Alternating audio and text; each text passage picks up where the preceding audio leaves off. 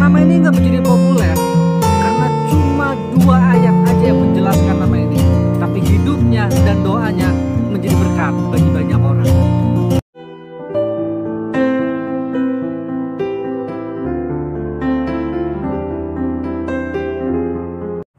Tidak banyak yang menceritakan tentang Yabes, karena Alkitab cuma catat 2 ayat aja mengenai orang ini. Yabes di dalam bahasa Ibrani itu Yabes, pakai kata itu. Artinya 1 duka cita, 2 penderitaan, 3 sakit. Nama ini diberikan oleh ibunya karena kesakitan ibunya di dalam melahirkan ini anak. Dan ketika lahir diberi nama Yabes. Pada saat itu tentu tidak ada operasi sesar. Kelahiran pasti normal. Dan ibunya mengalami kesakitan yang luar biasa. Ada pepatah bilang, bukan pepatah ya, tapi seluruh nama dalam hidup ini pasti punya pengertian ya saudara ya. Samuel memiliki pengertian anugerah atau pemberian Tuhan. Daud memiliki pengertian yang diberkati. Nathanael memiliki pengertian tidak ada kepalsuan di dalam. Yohanes 1 ayat yang ke-47. Yabes hidup dalam kondisi yang gak mudah karena makna dan pengertian hidup dia adalah kesakitan, penderitaan, dan duka cita. Tapi bagaimana Yabes bisa keluar dari situasi itu? Bagaimana Yabes bisa menang atas situasi itu? Bagaimana Yabes bisa keluar dari situasi dan menjadi orang yang hidup di dalam berkatnya Tuhan? Saya mempelajari dan saya mencatat setidaknya ada 2 hal saudara. Yang pertama, Yabes tidak menyerah.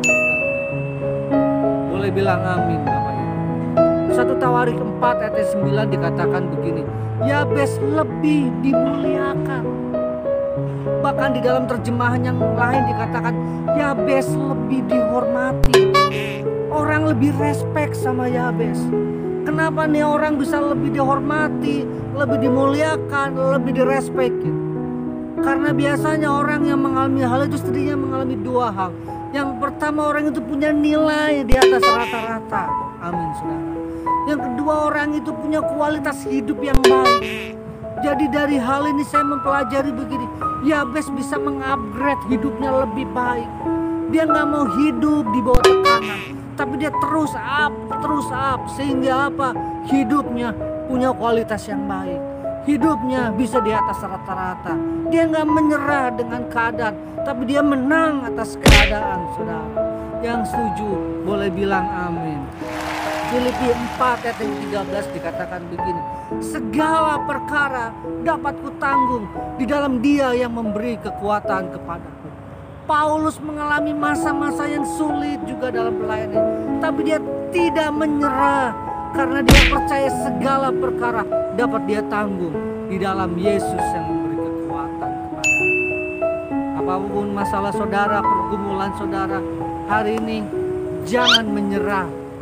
Tuhan pasti tolong. Yang kedua, di 1 Tawarik 4 ayat 10 dikatakan begini, Yabes berseru-seru kepada Allahnya. Poin yang kedua adalah Yabes tetap berdoa. Dia tidak fokus terhadap masalah, dia tidak fokus terhadap hidup, tapi dia fokus terhadap Tuhan. Bagaimana dia upgrade hidupnya dan dia berdoa sama Tuhannya. Saya nggak melihat bahwa Yabes komplain sama Tuhan, bahwa Yabes menggerutu sama Tuhan, bahwa Yabes marah sama Tuhan. Tapi Alkitab cuma catat begini, Yabes berdoa kepada Allahnya. Ini penting saudara. 1 Tesalonika 5 ayat 17 menulis begini, tetaplah berdoa.